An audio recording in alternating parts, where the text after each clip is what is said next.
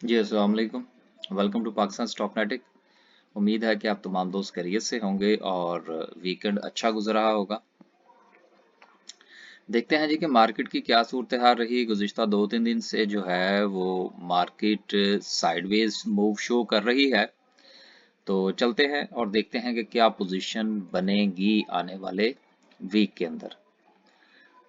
Market ने जो है वो 76 पॉइंट्स डाले हैं सिर्फ, और 47,000 की मार्केट में 76 पॉइंट्स की कोई खास अहमियत नहीं है। लेकिन ये जिस वक्त हम समरी डिस्कस करेंगे तो उस वक्त ये अंदाजा होगा कि क्या ये जो 76 पॉइंट्स हैं इसका इम्पैक्ट जो है वो हमें पॉजिटिव नजर आ रहा है या नेगेटिव नजर आ रहा है। देखिए, स्टॉक मार्केट के अंदर बाज औकात कुछ चीजें जो हैं वो जिस तरह से नजर आ रही होती हैं उस तरह से उनका इम्पैक्ट नहीं होता। बाज औकात इंडेक्स जो है वो हमें पॉजिटिव में नजर आ रहा होता है, लेकिन जिस वक्त हम शेयर्स की प्राइसेस पर नजर डालते हैं तो वहां पर हमें चीजें थोड़ी सी कंफ्यूज नजर आती हैं। और बाज औकात इंडेक्स जो है वो नेगेटिव में होता है, लेकिन जिस वक्त हम शेयर्स प्राइसेस को देखते हैं तो बहुत सारी चीजें हमें बहुत अच्छी मूव दिखा रही होती हैं। तो लिहाजा स्टॉक मार्केट के अंदर 2 + 2 = 4 नहीं होते। ये एक और आज मैंने एक वो क्या कहते हैं शोशा छोड़ दिया। तो बेसिकली स्टॉक मार्केट में 2 + 2 = 4 नहीं होते, क्योंकि 2 + 2 = 4 का मतलब होता है कि किसी चीज का एक्यूरेट पिन पॉइंट होना और उसके बाद उसका एग्जीक्यूट होना। जबकि स्टॉक मार्केट में ऐसा नहीं होता। स्टॉक मार्केट में चीजें राउंड फिगर में चलती हैं, इफ और बट के साथ चलती हैं। इसलिए 2 + 2 = 4 का जो फार्मूला है वो स्टॉक मार्केट पर अप्लाई नहीं होता। ये मेरी एक अपनी जाती स्टडी है, जाती राय है। आप इससे यकीनन इख्तलाफ फरमाइए। आगे चलते हैं, ऑल शेयर की तरफ देखते हैं कि ऑल शेयर्स ने क्या किया। दैट्स अ गुड साइन कि केएसई 100 में आपको 76 पॉइंट नजर आ रहे हैं, लेकिन ऑल शेयर के अंदर आपको 62 पॉइंट नजर आ रहे हैं। इसका मतलब ये हुआ कि केएसई 100 जो है उसमें कुछ खास इंप्रूवमेंट नहीं हुई। ये जिस वक्त आप केएसई 100 की जो कंपनीज हैं उनके ऊपर जिस वक्त आप नजर दौड़ाएंगे तो वहां पर आपको ये चीज वाज़ेह नजर आएगी कि केएसई 100 में कोई खास मूवमेंट नहीं रही, अंडर प्रेशर रहा है। जबकि ऑल शेयर जो है उसके अंदर 62 पॉइंट्स का इजाफा है। तो केएसई 100 की निस्बत इन 62 पॉइंट्स का वजन जो है वो ज्यादा होगा। केएमए 30 की बात करें तो अब ये देखिए इसके अंदर सिर्फ और सिर्फ 58 पॉइंट्स का इजाफा है। तो पता ये चला कि ऑल शेयर का जो सूरत हाल है वो स्पेसिफिक इंडेक्स की निस्बत बेहतर है। अब यहां से क्या मतलब निकालना चाहिए? यहां से ये मतलब निकालना चाहिए कि जो वेल नोन कंपनीज हैं उनके अंदर कुछ खास मूवमेंट नहीं देखने को मिली, और कुछ शेयर्स ऐसे चले हैं कि जिनका केएससी 100 और केएमआई 30 के साथ कोई खास ताल्लुक नहीं है, क्योंकि ये एक स्पेसिफिक इंडेक्स है। और ऑल शेयर जो है इसमें तो बेचारे सारे अमीर गरीब एक ही सफ में खड़े हैं। आगे चलते हैं, देखते हैं सर्किट ब्रेकर क्या कहता है। 70-76 पॉइंट्स के साथ सिर्फ 8 कंपनीज अपर कैप हैं। टीपीएल को कंसीडर कर लीजिए, हीनो को कंसीडर कर लीजिए, बस इसके अलावा मेरा नहीं ख्याल कि किसी को कंसीडर करने की जरूरत है। लोअर कैप में देखें तो 6 कंपनीज हैं और 6 में से कोई भी कंसीडरेबल नहीं। आगे चलते हैं और देखते हैं कि ग्राफिकल व्यू क्या कहता है। ग्राफिकल व्यू ये कहता है कि टेक्नोलॉजी और केमिकल सेक्टर लीड कर रहे हैं। और सीमेंट सेक्टर के अंदर मैंने लास्ट वीडियो के अंदर आपसे एक गुजारिश की थी, जुमेरात वाली वीडियो के अंदर, कि सर हमने सीमेंट सेक्टर के अंदर कोई बाइंग सेलिंग नहीं की। हाँ, अलबत्ता हम फ्राइडे की क्लोजिंग में देखेंगे कि सीमेंट सेक्टर की क्या परफॉर्मेंस रहती है बल्कि इस पूरे वीक के अंदर मेरा ख्याल है कि हमने सीमेंट सेक्टर के ऊपर को खास तवज्जो नहीं दी। हमारी एक अपनी सोच थी। मैं कुछ ये देखना चाह रहा था कि इंटरनेशनली जो है वो कोल प्राइसेस किस तरफ मूव करती हैं। पाकिस्तान की जो मौजूदा सूरत हाल थी, कुछ लोग कहीं बैठे हुए थे, अभी भी बैठे हैं, वो उठे क्यों नहीं जब सारी पॉजिटिव न्यूज़ आ चुकी हैं। तो लेकिन इसका ये मतलब नहीं है कि इन सारी चीज़ों का ताल्लुक सिर्फ सीमेंट सेक्टर के साथ था और स्टॉक मार्केट के किसी सेक्टर के साथ नहीं था, यकीनन था। लेकिन कुछ सेक्टर्स ऐसे होते हैं कि जिनके ऊपर बराहे रास्त कुछ चीजें इंटरनेशनली इफेक्ट कर रही होती हैं। तो उसमें जो चीज मुझे नजर आ रही थी वो सीमेंट सेक्टर था। बाकी जो लोकल हालात हैं वो तो फिर आपको पता है कि पूरी मार्केट को ही ऊपर नीचे कर देते हैं। लेकिन कुछ लोग जो हैं वो अपनी भारी भरकम जिसामत के साथ, क्योंकि बाज औकात हम लोग एक लफ्ज चले, अब यहाँ पर एक मुझे बात याद आ गई। देखिए जिंदगी में बाज़ औक़ात हम दो अल्फाज इस्तेमाल करते हैं, भारी भरकम शख्सियत और भारी भरकम जिसामत। देखिए भारी भरकम शख्सियत जो है वो कुछ और चीज होती है और भारी भरकम जिसामत जो है वो कुछ और होती है। आ, भारी भरकम शख्सियत का ताल्लुक जो है वो अक्ल के साथ है, नफासत के साथ है, हिकमत के साथ है। और भारी भरकम जिसामत का ताल्लुक जो है वो किसी चीज के साथ नहीं है, उसका कोई पैरामीटर नहीं है। वो सिर्फ आपने देख के जान जाना होता है कि ये क्या चीज है। भारी भरकम शख्सियत के पैमाने अलग हैं और भारी भरकम जिसामत के अलग हैं। अब मुझे उम्मीद है कि आप लोग समझ गए होंगे कि मैं किस तरफ इशारा कर रहा हूँ। तो कुछ लोग जो है वो भारी भरकम जिसामत के साथ कहीं से कहीं फ्लाई किए, बातें हुई। हालांकि ये वो एक हमारा यकीनन ये पॉलिटिकल प्रोग्राम नहीं है, ना ही हम पॉलिटिकल हैं, लेकिन हम हर उस चीज को डिस्कस जरूर करेंगे सर जो हमारे बिजनेस को इफेक्ट करती है। और स्टॉक मार्केट हमारा बिजनेस है। तो सिर्फ बात करने का मकसद जो है वो ये है कि भारी भरकम जिसामत के साथ कुछ लोग कहीं से कहीं गए, बातें हुई। हालांकि उनका गवर्नमेंट के साथ कोई लेना देना नहीं था, उसके बावजूद भी आप समझ सकते हैं कि वो लोग आखिर पावरफुल क्यों थे, या क्यों हैं कि जिनका इफेक्ट जो है वो ना सिर्फ के स्टॉक मार्केट पर होता है बल्कि मुल्क के दीगर मामलात पर भी होता है। और सबसे अहम चीज ये है कि आखिर पूरे मुल्क में से उसी शख्सियत को ही क्यों चुना जाता है। भाई जाहिर सी बात है, जिसके पास आपके पैसे पड़े होंगे आप तो उसी को चुनेंगे ना। अब ये बात जो है अगर किसी को नागवार गुजरी हो तो मैं माजरत चाहता हूँ, ठीक है ना। तो उन साहब के पास जो हैं वो दूसरे साहब की निस्बत से जितने भी लोगों के पैसे हैं वो सारे उन्हीं के पास पड़े हुए हैं। तो जाहिर सी बात है फिर वो बुलाना तो उन्हीं को ही बनता था ना। तो बहरहाल बात करने का मकसद सिर्फ ये था कि कुछ लोग कहीं से उठे, कहीं गए, डिस्कस हुआ, सब कुछ हुआ, पॉजिटिव न्यूज भी आ गई, लेकिन जमीनी हकायक तब्दील नहीं हुए। तो स्टॉक मार्केट में एनालिसिस की बुनियाद पर जो बातें होती हैं उनको थोड़ा बारीक बीनी से देखना जरूरी होता है कि अगर पॉजिटिव न्यूज आ गई, कुछ लोग मान गए, तो फिर अभी तक रास्ते क्यों नहीं खुले, ये एक सवालिया निशान अपनी जगह पर मौजूद है। तो बहरहाल कभी जिंदगी में मौका मिला तो मुंह खोलेंगे इस मौजू पर भी, लेकिन अभी फिलहाल तो भाई तबीयत ठीक नहीं है। कोई प्रोग्राम नहीं है कि किसी के साथ जो है वो किसी किस्म का कोई आर्गुमेंट किया जाए। और ये यकीनन मेरा कोई पॉलिटिकल आर्गुमेंट नहीं था सर, ये प्योरली फाइनेंशियल था। क्योंकि सर हमारे तो पैसे लगे हुए हैं ना, क्लाइंट्स के पैसे लगे हुए हैं, आपके पैसे लगे हुए हैं, और मैं ये समझता हूं कि मेरा पैसा या आपका पैसा जो सेम बिजनेस के अंदर है ये हम सबका है। आगे चलते हैं। टॉप 10 सिंबल्स की बात करें, वर्ड कॉल, जीजीएल, टेली शेली चले, एफएनईएल नीचे की तरफ चला, ये दर्रे का पिस्तौल है। अब ये मुझे एक और बात याद आ गई। देखिए दर्रे का पिस्तौल पता क्या होता है? दर्रे का पिस्तौल कहते हैं, आपको याद होगा कि हमारे जो जिनको किसी दौर में कबायली इलाका जहाँ तो नो गो एरियाज कहा जाता था, अब तो खैर वो जम हो चुके हैं हमारे केपीके के अंदर।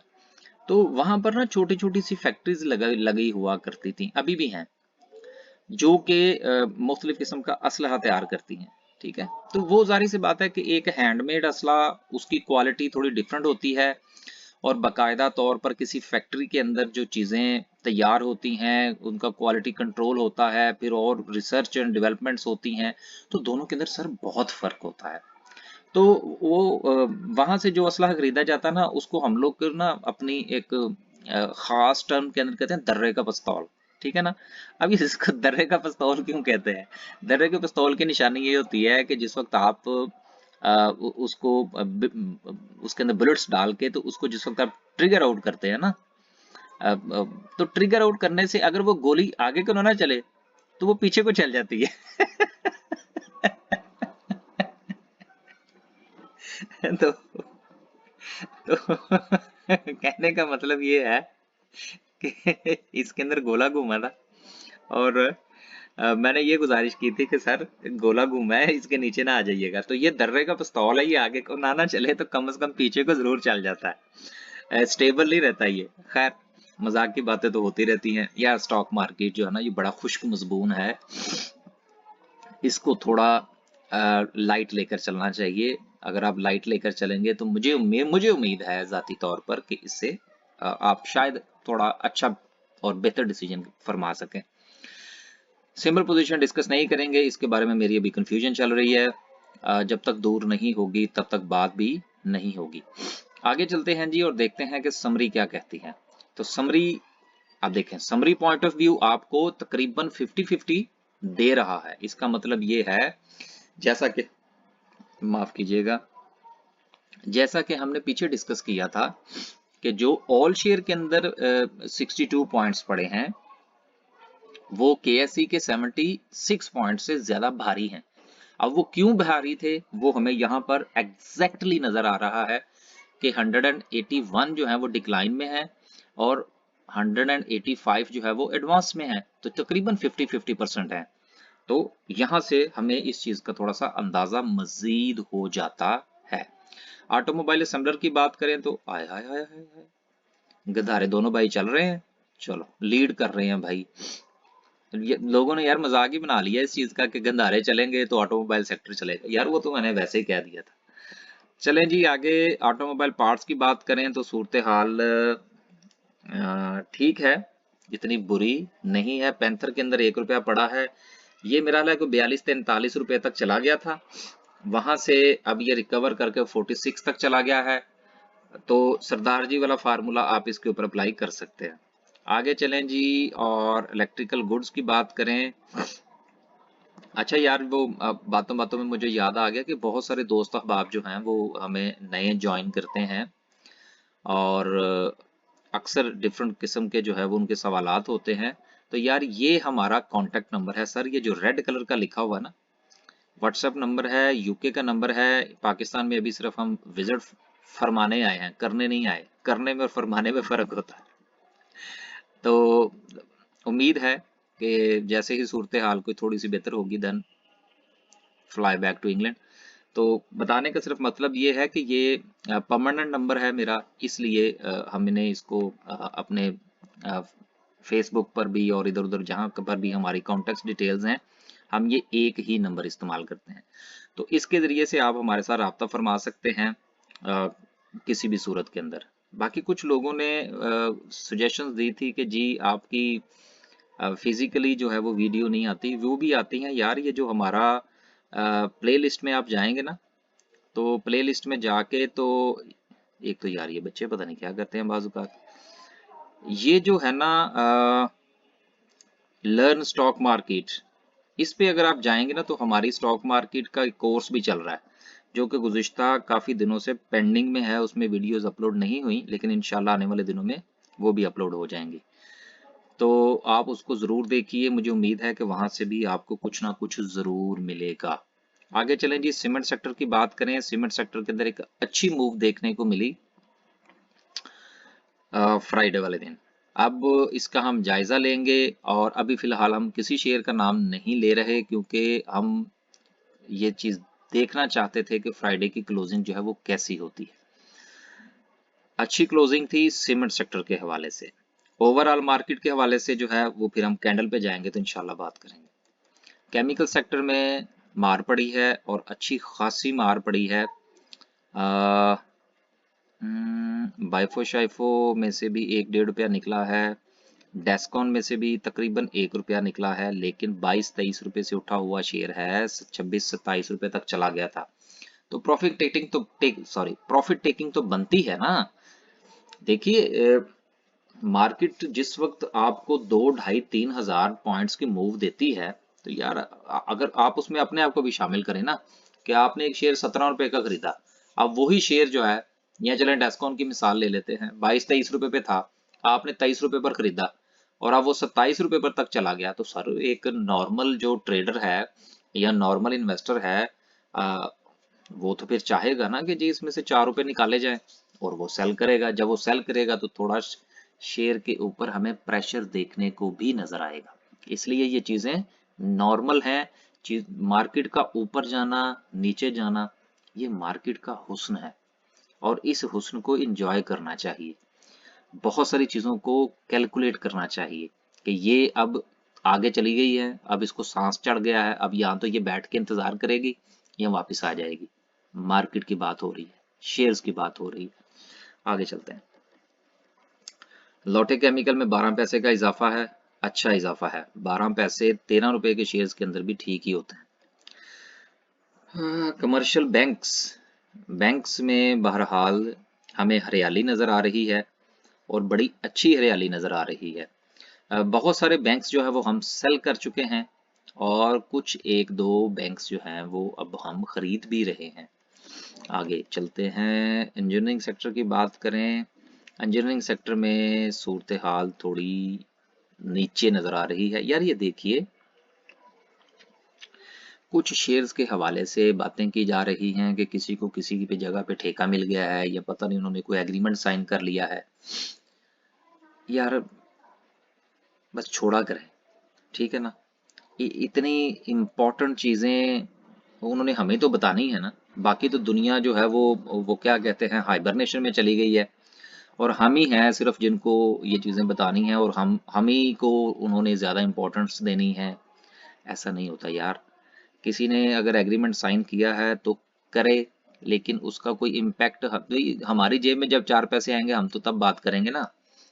हमारा तो उसके अलावा भी जो टारगेट था 31, मैं आगे की बात कर रहा हूँ जी, सीधी सीधी सी बात है। हमारे तो टेक्निकल्स हमें बता रहे थे कि इसको 31 रुपए पे बेच देना चाहिए, ठीक है ना।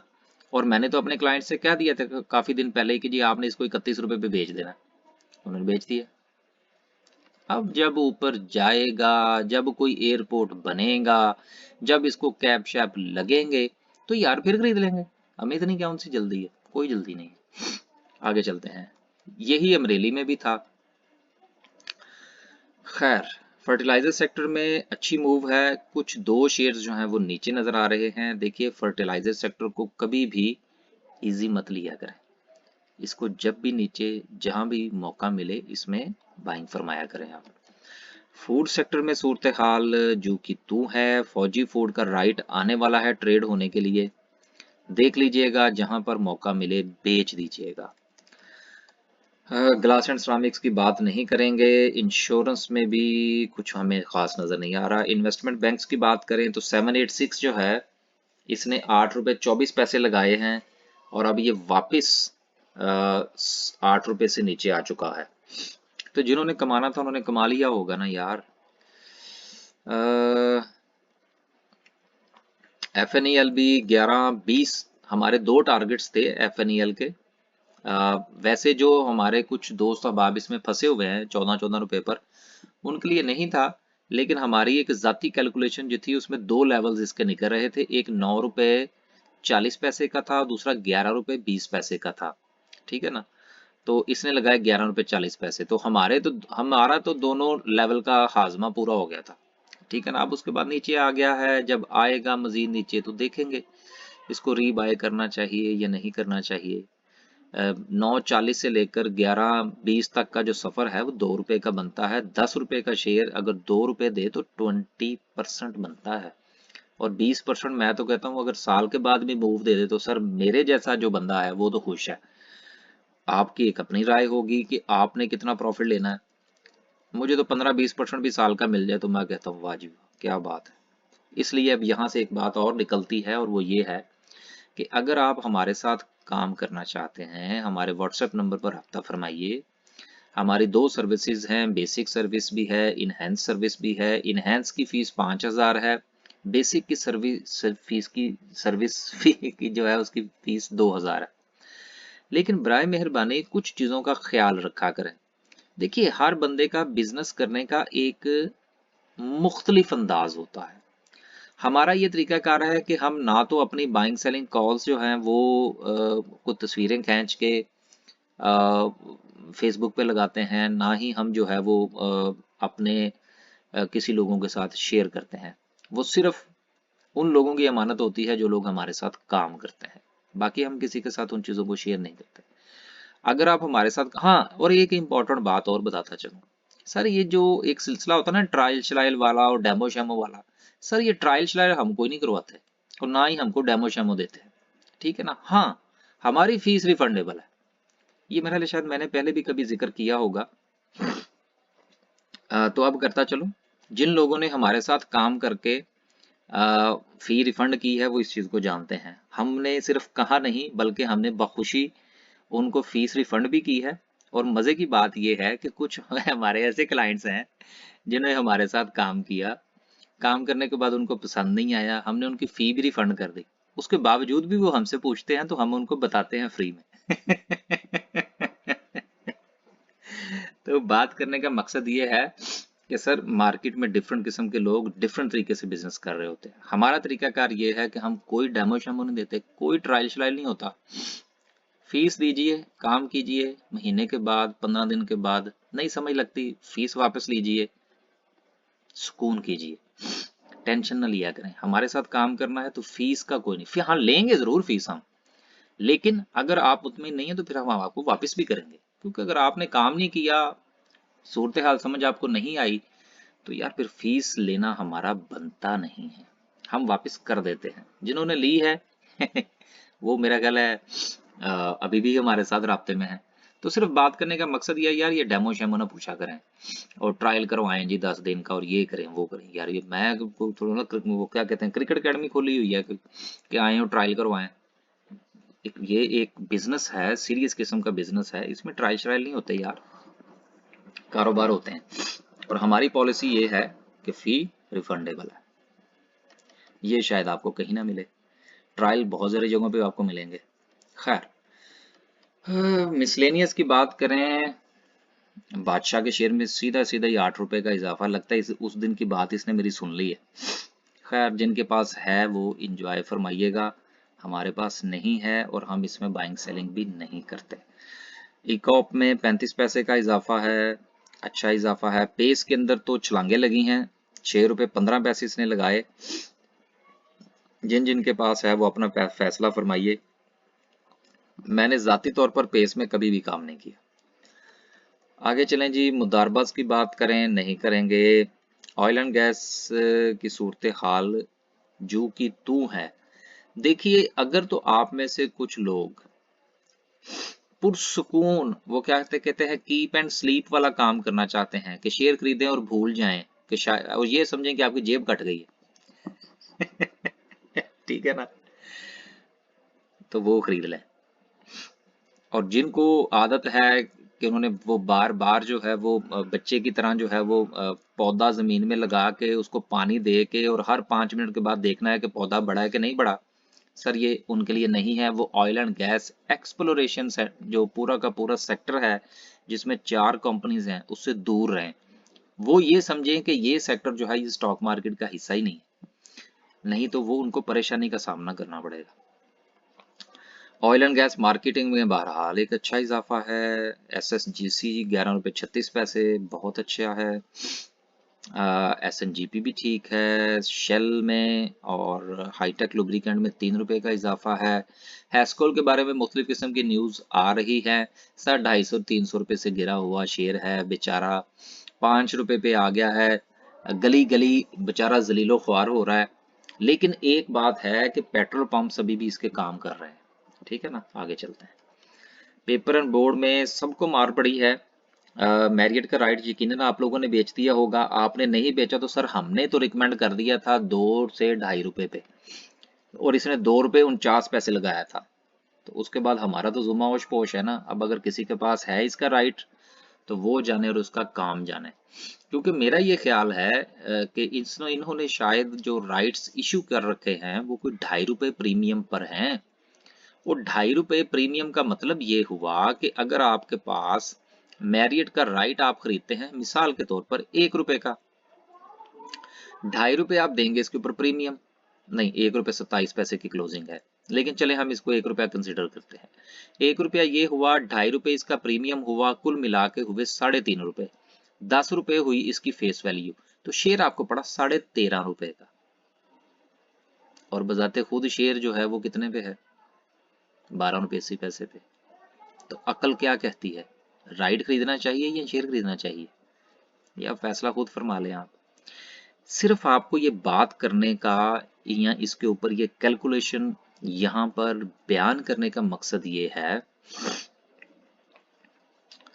कि सर जिस वक्त आप किसी भी कंपनी का राइट आप खरीदें या उसमें ट्रेड फरमाने की कोशिश करें तो साथ में इंडिविजुअल शेयर जो फिजिकली इस वक्त मार्केट के अंदर मौजूद है उसकी प्राइस को साथ में जरूर कंपेयर किया करें। क्योंकि अगर आप उसकी कंपैरिजन को छोड़ देंगे तो फिर आपको सिर्फ यही पूछना पड़ेगा हर एक बंदे से कि जी वो मैरियट का राइट खरीदा था जी 2 रुपए के ऊपर, बताएं मैं क्या करूं। तो फिर वो कुछ नहीं कर सकते आप उसके बारे में।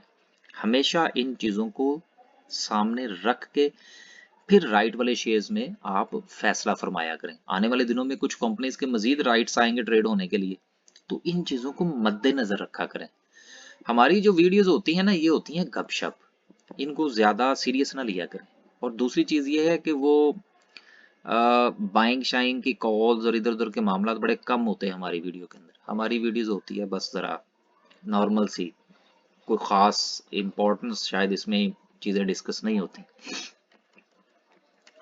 आगे चलें जी, फार्मास्यूटिकल की बात करें। सिटी फार्मा कहाँ गया यार? 40 रुपए 41 रुपए लगा दिए इसने, ठीक है यार, सुकून फरमाइए। आगे चलें, पावर जनरेशन के हवाले से मैंने एक बात कही थी, गुजारिश की थी, हम आज भी इस बात पे कायम हैं और ये कहा था कि मां सवाए सैफ पावर के जेड़ा मर्जी चुक लो, अभी भी वक्त है। रिफाइनरीज की बात करें तो बाइको 8 रुपए को टच करके वापस आया है, लेकिन कोई बात नहीं है, हमें कोई परेशानी नहीं है। जिन्होंने बाइको को, पाकिस्तान रिफाइनरीज को अच्छे लेवल पर खरीद रखा है वो सो जाइए, कुछ दिनों बाद उठिएगा। ये हंडिया जो है ना ये वो क्या कहते हैं, ये बिरयानी है, इसको दम लगाना पड़ेगा। हाँ, जब दम लगा के आप उसको हौसला करके फिर जब आप इसका दम खोलेंगे तो खुशबू बड़ी आएगी। आगे चलते हैं। शुगर की बात करें, नहीं यार मूड नहीं आज इस पे बात करने का। सिंथेटिक पे भी आपको पता है मैं ज्यादा बात नहीं करता। टेक्नोलॉजी एंड कम्युनिकेशन की बात करें तो पीटीसीएल दोबारा फिर 10 रुपए से ऊपर चला गया, चला जाए सर, हमारी तरफ से तो 0-0 करवा दिया गया था, हमारे पास तो नहीं है। अब चाहे हमारी तरफ से ये 50 रुपए पे चला जाए, वी डोंट केयर। जो शेयर आप एक बार खरीदें उसमें से प्रॉफिट टेकिंग कर लें या लॉस बुक कर लें ठीक है, कुछ भी कर लें, चंद दिनों के लिए उस शेयर को मत देखा करें, नहीं तो जो कमाया है वो दे के जाएंगे उनको। ठीक है ना, क्योंकि हाथ में खारिश होती है ना फिर बंदे के, कि बार बार वो देखता है हो मैंने तो यार इसको 10 रुपए पे बेच दिया था, अब तो ये 11 रुपए पे चला गया है, अब ये 11.5 पे चला गया है, अब मेरा ख्याल इसको मजीद बाय कर लेना चाहिए। तो जहां पे आपने 1.5 रुपया कमा के फिर आपने इसको 11.5-12 रुपए पे खरीदा होता है और उसके बाद पता लगता है कि ये 10 रुपए पे आ गया, फिर ना जाने वो कब 11 साढ़े 11 पे जाएगा, फिर आप उसको बेचेंगे बगैर नो लॉस नो प्रॉफिट के ऊपर, पता नहीं क्या होगा। तो लंबी छलांगे ना लगाया करें, छोटे छोटे कदमों से चलना सीखें। टेक्सटाइल को छोड़ दें यार, आज इसके ऊपर बात करने का कोई मोड़ नहीं है। वीविंग शेविंग भी छोड़े हैं। टोबैको में हमारा शेयर आज ट्रेड ही नहीं हुआ यार, आप देखें ना, हमारा शेयर फंसा हुआ है। ट्रांसपोर्ट में सबको मार पड़ी है, कोई बात नहीं यार, कभी कभी मार भी पड़नी चाहिए। और जब एक चीज हमेशा याद रखिए कि मैं जब स्टॉक मार्केट में काम करता हूं तो सर मैं तो होता हूं मजलूमों का साथी। जिस शेयर को मार पड़ रही होती है ना, मैं बड़े आराम के जाके उसको दिलासा देता हूं कि सर आपके साथ कोई है या नहीं है, मैं आपके साथ हूं। चलें जी, बस आगे चलते हैं और बात करते हैं सर, कैंडल क्या कहती है। वो कैंडल कहाँ गई, खुल जा सिम सिम, खुल गया। सर आज की कैंडल बड़ी खतरनाक है। आपको पता है कि इस किस्म की कैंडल जिसमें ये जो डंडा शरीफ है ये ऊपर की तरफ होता है ना, तो मुझे बड़ा डर लगता है इससे, क्योंकि ऊपर से जो डंडे पड़ते हैं ना वो बड़े खतरनाक होते हैं।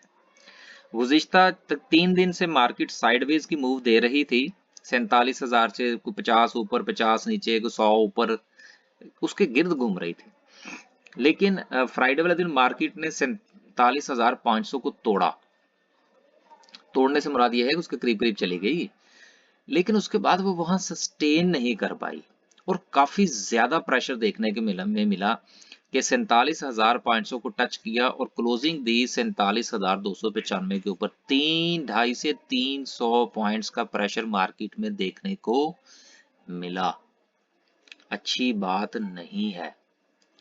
खैर हमने तो आज से 4 दिन पहले शायद ये गुजारिश फरमाई थी आपसे कि सर प्रॉफिट टेकिंग फरमाइए, और मेरा ये ख्याल है कि काफ़ी दोस्तों ने प्रॉफिट टेकिंग फरमा ली है। और कैश हाथ में रखिए, थोड़ा देख लें यार, को 2-3 दिन अगले देख लें। बहरहाल मुझे ये कैंडल कोई इतनी अच्छी नहीं लग रही। अगर आपको अच्छी लगती है तो आप उसके मुताबिक फैसला कीजिए, जो मेरी राय थी वो मैंने आपसे गुजारिश कर दी है। आगे चलते हैं और आरएसआई को देखते हैं कि वो क्या कहता है। आरएसआई जो है वो 70 को टच तो खैर उसने नहीं किया, 66 पर है इस वक्त, लेकिन उसमें थोड़ा खम नजर आ रहा है, थोड़ी सी रुकती हुई मार्केट नजर आ रही। मैकडी भी आजकल हम डिस्कस कर रहे हैं, वो देखते हैं कि वो क्या कहता है। तो मैकडी जो है, ओए होए होए होए, एग्जैक्टली मार्केट को देखते हुए मार्केट का जो मैकडी है, ये हम केएससी 100 की बात कर रहे हैं, केएससी ऑल की बात नहीं हो रही, केएमआई 30 की बात नहीं हो रही। आजकल जरा माजरत के साथ वो चीजें डिस्कस नहीं हो रही। देखिए मैं गुज़िश्ता चंद दिन से हिस्टोग्राम जो हैं उनके ऊपर मैं आपसे ये गुजारिश कर रहा हूँ कि ये मार्केट की स्ट्रेंथ को शो करते हैं। अब आज का जो हिस्टोग्राम है, ये वाला, ये सबसे लास्ट पे जो है, ये आने वाले गुज़िश्ता जो सबसे कम मोमेंटम का हिस्टोग्राम था उससे थोड़ा बड़ा है, लेकिन अपने से पिछले 3 से 4 हिस्टोग्राम से छोटा है। तो ये मार्केट की स्ट्रेंथ कम होती हुई मार्केट के अंदर, ये आप यूं समझ लीजिए कि जिस वक्त आप सीढ़ियां चढ़ते हैं और कुछ 100 सीढ़ियां अगर आपने लगातार चढ़नी हो, तो 15 20 30 40 सीढ़ियां तो आप चढ़ जाते हैं ठक ठक ठक करके, और फिर आपके अंदर एक थकावट और आपकी रफ्तार में कमी आनी शुरू हो जाती है। इसको कहते हैं मोमेंटम का डाउन हो जाना। तो अब ये जो हिस्टोग्राम है ये मोमेंटम को डाउन को शो कर रहा है, तो देखना चाहिए, गौर करना चाहिए। लेकिन अभी भी मार्केट के अंदर पॉजिटिविटी मौजूद है, लेकिन इन द लॉन्ग रन क्या होगा वो हमें, कुछ मार्केट थोड़ा थकी थकी सी लग रही है, ये हमारी एक अपनी राय है। तो आप इसके बारे में जरूर फैसला फरमाइए, आपके पास जो शेयर हैं। लेकिन कैंडल भाई खतरनाक है आज की, तो अब देख लीजिएगा कि आपने क्या करना है। बाकी खुश रहें, आबाद रहें, और कोशिश ये किया करें कि जिंदगी जो है इसको इसमें आप कुछ चीज़ों का जायज़ा लेना ज़रूर शुरू करें। और वो जायज़ा ये है कि अगर आप किसी जगह तशरीफ़ ले जा रहे हैं, बल्कि मुझे एक बात याद आ गई, मैंने यहाँ अक्सर एक चीज़ देखी है यार, आप ही के बच्चे जिस स्कूल के अंदर पढ़ते हैं, उसी स्कूल का बच्चा सड़क पर जा रहा है या मोटरसाइकिल पर है या वट जैसे भी है, आप गाड़ी में मौजूद हैं और मैंने अक्सर लोगों को हॉर्न बजाते हुए देखा है। मुझे को अच्छा नहीं लगा, ये अच्छी बात नहीं है। आपका बच्चा भी उसी स्कूल में पढ़ता है, आपका बच्चा गाड़ी में बैठा है आपके साथ, उसी स्कूल का बच्चा हो सकता है वो आपके बच्चे का क्लास फेलो हो, वो सड़क पर चलता हुआ जा रहा है, उसको रास्ता जरूर दीजिए, हॉर्न मत बजाइए। बच्चों से सड़क पर, गली के अंदर चलना, भागना दौड़ना मत छीनिए, ये उनका हक है। नहीं तो ये वही चीज है जो आप उनको सिखा रहे हैं कि गाड़ी में बैठा हुआ पैदल चलने वाले से बेहतर है, हालांकि ऐसा नहीं है। गुजारिश ये है कि बच्चों को स्कूल छोड़ते जाते वक्त हॉर्न मत बजाइए, खास तौर पर उसी स्कूल के बाहर जहां पर आपका बच्चा पढ़ता है। मैंने बड़े बड़े स्कूलों के अंदर छोटी छोटी घटिया हरकतें होती हुई देखी हैं गुज़िश्ता काफी दिनों से, तो मुझे कम से कम ये चीज पसंद नहीं आई। नई नस्ल को हम क्या दे रहे हैं, आप क्या दे रहे हैं, मैं क्या दे रहा हूं, सोचना पड़ेगा। हो सकता है अगर आज मेरे बच्चे पर आप हॉर्न बजाएंगे, कल आपके बच्चे पर कोई और हॉर्न बजा देगा। बात सीधी सी है, जो आप बोएंगे वही काटेंगे। तो स्कूल के हवाले से जरूर जरूर जरूर तवज्जो फरमाइए। ये आपके बच्चों का मुस्तकबिल है, मेरे बच्चों का मुस्तकबिल है। दुनिया में कहीं भी चले जाएं, जितने चाहे पासपोर्ट इकट्ठे कर लें, कहलाएंगे हम पाकी। ये पाकी का लफ्ज जो मैंने आपको इस्तेमाल किया ना यहाँ पर, ये यूके के अंदर जिस वक्त लोगों ने हमें छेड़ना होता ना, गोरों ने, सो दे कॉल अस पाकी। तो बहरहाल फिर लड़ाइयाँ शड़ाइयाँ हो जाती हैं वहां पे। लड़ने में तो हम शेर है ना। तो बहरहाल जी, आज के लिए सिर्फ इतना ही। अल्लाह हाफिज।